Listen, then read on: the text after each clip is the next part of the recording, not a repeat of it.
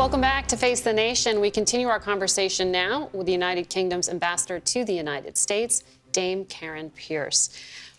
It's so good to have you here at such a key moment. And I wonder, as King Charles III, and we start to see him in this role on the throne, what will change about the contours of the kingdom? And I ask that because, as I'm sure you've seen, there's been a lot written in recent days. In the New York Times, there was a columnist, Maya Jasnoff, who's a British historian, or writes about the empire, and she said that the Commonwealth really kind of glosses over some of the more bloody forms of British colonialism. She said, in her role as Queen, Elizabeth helped obscure a bloody history of decolonization whose proportions and legacies have yet to be adequately acknowledged. It sort of kicked off a debate here. And I wonder how you think King Charles will deal with that. Is he mindful of things like this? He's very politically aware and astute and very much aware of the world around him. I think his first task will be to go round the constituent parts of the UK, promoting a message of unity, one of respect for the late Queen, but also one of renewal. He'll want to show stability in unity and continuity, but he has made no secret of the fact there are things he'd like to modernise. So we'll wait and see what those are. He's a huge supporter of the Commonwealth. He becomes head of the Commonwealth, and that was decided a few years ago. He has gone on record as saying it doesn't matter what sort of government you have in the Commonwealth, whether you have a monarchy, whether you have a republic, whether you have some other form, you are very welcome in the Commonwealth. And he wants to do what he can to strengthen that partnership of equal nations. And I want to stress the equal. We can't pretend we have a different history. There are good things and bad, and we need to talk about them. But I think that assessment is too negative. I would say that one of the overwhelmingly positive things that came out of the Queen's 70 years was the transition from empire to Commonwealth, was the transition to having a fellowship of sovereign equal nations who will come together every 2 years, head of government and head of state level, and who do an awful lot, e.g. on trade, in between. So I think that's a positive legacy, and I think most countries in the Commonwealth would feel that. The UK has had such tremendous change. 4 prime ministers in the past 6 years, a new prime minister just in recent days as well, Liz Truss. I want to ask you about the US-UK relationship, because President Biden has made clear when it comes to relations, for him, protecting the peace in Northern Ireland is of utmost importance. And this looks like it could be a point of difference, because the US has warned the UK not to hold a vote on this legislation that could affect the creation or not of a hard border between North and South Ireland. Do you believe that vote will happen? And what happens to US relations if that goes ahead? So I think the first thing to say is that the President had a very warm discussion with the Prime Minister when she was first appointed. They talked about the special relationship. They talked about what Britain and the US can do together, promoting democracy and open societies around the world, and the need to push back on authoritarianism. So, as the Queen herself said, what brings us together is far stronger than any individual issue that may divide us. We too in Britain, the Prime Minister, wants to preserve the Good Friday peace agreement in Northern Ireland. She and the President and the Irish government absolutely share that aim. But she's also talked about scrapping parts of that agreement with the EU. Well, that is a particular agreement about trade, so that Northern Ireland can trade with Ireland, which remains in the European Union, and the mainland of Great Britain can also trade with Northern Ireland as part of the United Kingdom. And the difficulty arises precisely because we are determined to avoid a hard border between Northern Ireland and Ireland. We accept that's an enormous gain of the Good Friday Agreement. It is hard to introduce trading arrangements that protect the integrity of the EU single market and protect the integrity of the United Kingdom single market when you haven't got a border. But we don't want to introduce a border. The legislation going through Parliament is not about a border. It's about contingency measures that the government could take if it needed to, if we cannot reach a negotiated settlement with the EU to make the passage of goods between Northern Ireland and Ireland smoother than it is now. There's lots of disruption to communities. They can't get the goods and medicine in Northern Ireland that they need. Government needs to sort this out. There are a lot of challenges the Prime Minister faces, including economic ones, in large part because of Russia's war on Ukraine. Do you see political risk to the alliance in the months ahead? No, I think the alliance, the NATO alliance, has shown that it is stronger than ever. There has been a remarkably united response to President Putin's invasion. The same is true as the transatlantic relationship between Europe as a whole and the United States more broadly. Leaders will be able to get together in the forthcoming UN General Assembly, where I think you'll see more outpourings of support for Ukraine. There's no doubt there is a cost of living crisis. That's not unique to Britain. We have introduced measures around energy bills and energy prices to try and help ordinary households. And the Chancellor of the Exchequer, our Treasury Secretary, was here recently talking to Secretary Yellen. We're looking together at how we can share best practice in what to do to help households. Well, we will continue to follow closely in the coming days and weeks. Thank you so much, Thank you, Ambassador. We'll be right back. A stunning retreat by Russia overnight as Ukrainian forces claw back parts of the south and east of their country. And as the war enters its 200th day, there is another significant development. This morning, engineers at Europe's largest nuclear power plant are shutting down the last operational reactor in an attempt to lessen the chance of catastrophe. CBS News foreign correspondent Deborah Pata reports from Kyiv. It's happening with lightning speed. Advancing Ukrainian troops in the northeast Kharkiv region are taking back lost territory. Despite casualties along the way, the gains have been rapid and dramatic. And it's taken everyone by surprise. Ukraine kept the operation a tightly guarded secret. For now, journalists have been banned from reporting from the front line. But across the region, the blue and yellow flag has been raised in towns and villages occupied for more than half a year. Victory in Kupiansk, a crucial logistics hub for Russia, as Ukraine rips down all traces of the invading forces. In liberated Balaklia, jubilation and tears. And the words these residents have waited so long to hear: everything's going to be okay, says the soldier. For 6 months we prayed you would save us, sobs this woman. It's a humiliating defeat for Vladimir Putin's men, who have been forced to beat a hasty retreat, and a clumsy attempt to save face from Moscow, who says it's withdrawing to reinforce troops in Donetsk. Ukraine has been emboldened by the steady supply of Western military aid, but it needs more to keep the momentum going, says the mayor of the now occupied Melitopol, Ivan Fedorov. But it depends how quickly our partners will give us weapons, how quickly our partners will give us heavy equipment military. Right now, Russia still holds around a fifth of this country. Nobody expects this to be over quickly, but Ukrainians are daring to hope today that the war could be starting to swing their way. These are the most significant battlefield successes since they crushed Russia's attempt to seize Kyiv at the start of this nearly 7-month-long war. Margaret? Deborah Pata in Kyiv, thank you. And we are joined now once again by Ukraine's ambassador to the United States, Oksana Markarova. Madam Ambassador, good morning to you. An incredible past few days for your country. I wonder, as you have this progress, if concern is growing that Russia will resort to more brutality to respond to the success Ukraine has had. Well, our 200 days fall on the September 11, and we know this pain and we feel this pain in Ukraine. We know how it is it when terrorists attack you at home. So we always have to keep in mind that Russia still can do a lot of damage.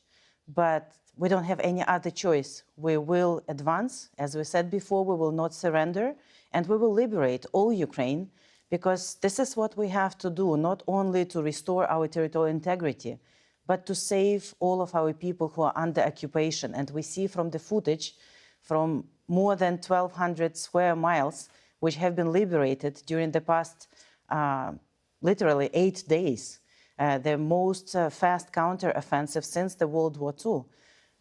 We see how they are meeting and greeting our armed forces. And we also, unfortunately, see already the signs of the brutal war crimes that have been committed there, no different from what we saw after we liberated the Kiev Oblast. So we have to win, and this counteroffensive shows that we can win, and we are repeating the success that we had in the Kiev Oblast. Retired General Ben Hodges told our David Martin that Ukraine's military could push Russia back to the borders that existed pre-February 24th, when the invasion happened. And that could happen before the end of the year. Do you agree with that timeline? Again, this operation was possible because of the resolve of the armed forces, because our commanders, from the president to every commander in the battlefield, are so devoted to the victory, but also because 40 million of Ukrainians are supporting this effort and fighting for our country. But more importantly, because our partners have increased all the support, and we're getting more and more of the weapons and equipment that is so needed for that. Mm-hmm. So of course we would like to liberate all Ukraine as soon as possible to stop the suffering of the people and to restore our sovereignty. But whether it will be possible before the end of the year, we are ready to do it before the end of the year, and hopefully we will have everything we need to do so. The Biden administration made some announcements of further support, $2.2 billion in long-term military financing for Ukraine and its neighbors. This was just in the past week. $675 million package of heavy weapons. Your foreign minister tweeted this morning that now it's about schedule, schedule, and schedule. So you're getting these pledges. Is there a complaint it's not arriving fast enough? We don't have any complaints. If you look at August and September, we see that the announcements are very regular, and we're getting a lot of announcements on a weekly basis. We also see, and it's very important, and it has been a highlight of this Secretary Blinken's visit to Kyiv, that we're not only talking about what is necessary right now for us to win today, but we are increasingly discussing the long-term support and everything that we need in order to build what we call the enduring strength. So the USAI package that was announced, $3 billion, that was announced on the Independence Day, and this $2.2 billion, out of which about $1 billion will go to Ukraine in the foreign financing, is not only what we need now, but also what we will need in the coming months and years in order to be able to defend ourselves. How much longer does this war last? It will last until we win. And we definitely would like it to be shorter, because the Russians are not only attacking us, they're attacking Europe, the energy crisis, the food crisis, everything they're trying to create in order to not only attack Ukraine, but every democracy that is together with us fighting for the democracy now. Mm-hmm. So the faster we do it, the faster we will return to rebuilding and renovating our country, but also to some kind of normal life in Europe and globally. Now, how should people understand what is happening now with the nuclear reactor in Ukraine? The situation is totally unacceptable from any type of international standpoint. The Russian armed forces that shouldn't be in Ukraine in the first place, and definitely shouldn't be at the nuclear plant, which is the largest nuclear plant in Europe, are putting in danger the lives not only of Ukrainians, but also the whole region by being there and doing the things But shutting down the reactor, does that avert catastrophe? Well, we're trying everything possible, and Ukrainians who are there at the station, despite of the fact that they're there under the guns all the time, trying to do everything possible to minimize the risks. Mm-hmm. So we are forced to do it, we are forced to shut it down. It's not a complete resolution, the complete resolution is for Russians to get out, to implement the recommendations of the UAIA, and to demilitarize the plant, which means that Russians should leave. That will bring the safety.